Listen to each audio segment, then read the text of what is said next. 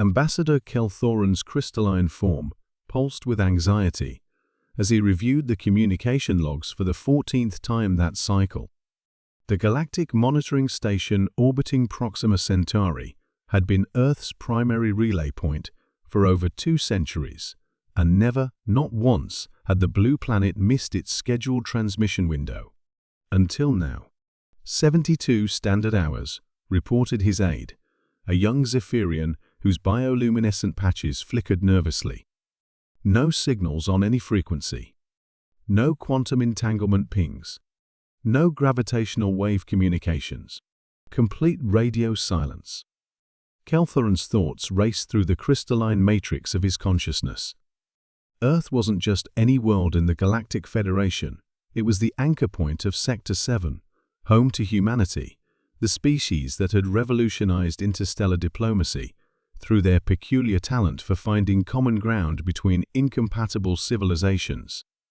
Have you confirmed our receiving equipment is functional? Yes, Ambassador. We're still receiving transmissions from Tau Ceti, Wolf 359, and the Kepler colonies. Only Earth has gone dark. The implications sent fractures of concern through Kelthoran's silicon-based neural network. Humanity had been the Federation's most reliable member for 200 years. Their broadcasts ranged from mundane agricultural reports to crucial early warning systems for cosmic threats. They had detected and reported the Andromeda energy surge that saved 14 systems from gravitational collapse. They had identified the pattern in gamma-ray bursts that revealed the location of the void devourers before they could consume the Magellanic Clouds. Earth didn't just go silent. Earth couldn't go silent. Sir, the aide's patches brightened to urgent orange. Incoming transmission from the High Council on Arcturus Prime. The holographic display materialized, showing the imposing figure of Chancellor Vexhai, her 6-armed form wreathed in the ceremonial energy fields of her office. Behind her, Kelthoran could see the Emergency Council Chamber's representatives from 47 species, all focused on the same crisis. Ambassador Kelthoran, Chancellor Vexhai's translator, rendered her clicking speech into Standard Galactic. What is your assessment? Chancellor, I've been monitoring Earth for over 50 years. This behavior is unprecedented. Humanity has maintained communication protocols even during their most severe planetary crises, the Great Pandemic of 2387, the climate wars, even the solar storm of 2401 that knocked out their primary satellites for 6 months. Could it be technological failure? Unlikely. Earth maintains 17 different communication systems using 9 distinct physical principles. The probability of simultaneous total failure approaches 0. A new voice joined the transmission, the synthetic harmonics of an AI representative from the Machine Collective. We have analyzed all data streams. Earth's last transmission contained an anomaly. Kelthoran's form brightened with attention. What kind of anomaly? The final data packet included what appeared to be standard atmospheric readings. However, embedded within the quantum substrate was a sequence that loosely translates to, "They're not who they say they are. Trust no one." The truth is, the transmission terminated mid-sentence. The council chamber erupted in multi-species chatter. Kelthoran felt his crystal matrix resonate with dread.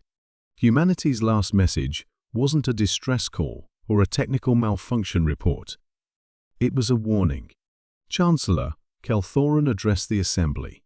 I request permission to lead an investigation fleet to the Sol system. Denied, Vexhai replied immediately.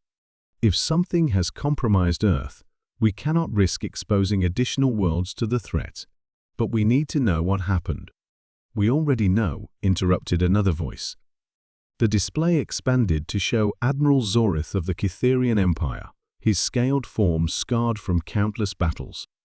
2 days ago, our deep space monitors detected massive energy signatures from the Sol system, signatures consistent with antimatter cascade weapons. The revelation sent shockwaves through the assembly. Antimatter cascades were forbidden weapons, capable of sterilizing entire solar systems. No Federation member possessed such technology, and their use was considered the ultimate war crime. Who would dare? Kelthoran whispered. Unknown, Admiral Zorith continued.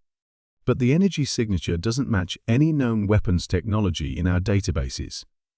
This was something new, something that could vaporize a planet's surface while leaving the stellar body intact. Chancellor Vexhigh's energy fields darkened. Are you suggesting Earth has been eliminated? I'm suggesting Earth has been conquered. Or replaced. The words hung in the quantum transmission like a death sentence. Kelthoran processed the implications. If Earth, with all its defensive systems, its early warning networks, its vast fleet of patrol vessels, could be neutralized so completely and quietly, what did that mean for the rest of the galaxy? Sir, his aide's urgent whisper drew his attention back to local sensors. We're detecting an incoming transmission. Earth's emergency frequency. Every being in the council chamber fell silent as the signal came through. The familiar blue marble of Earth appeared on screen, its continents and oceans exactly as they had always been. And then a human appeared, Dr. Sarah Martinez, Earth's chief communications officer, someone Kelthoran had spoken with hundreds of times. Greetings, Galactic Federation. Dr. Martinez smiled warmly. Apologies for the communication gap. We experienced a solar storm that disrupted our systems temporarily. All is well on Earth. We're resuming normal operations immediately. But Kelthoran's advanced sensors detected what others might miss. The quantum signature was wrong. The gravitational microlensing around Earth showed mass distributions that didn't match the planet's geology. Most telling of all, Dr. Martinez's biosignature registered as completely artificial. Chancellor Kelthoran transmitted on a secure frequency. That's not Dr. Martinez. That's not even human. We know, came the grim reply. And if something can perfectly mimic an entire civilization. The transmission ended, leaving the galaxy's greatest minds to contemplate a terrifying new reality. Somewhere out there, something had the power to replace entire worlds so seamlessly that only the most careful observation could detect the deception. Earth had gone silent because Earth was gone, and whatever had taken its place was now speaking for humanity to the galaxy. The only question remaining was, how many other worlds had already fallen to the same fate?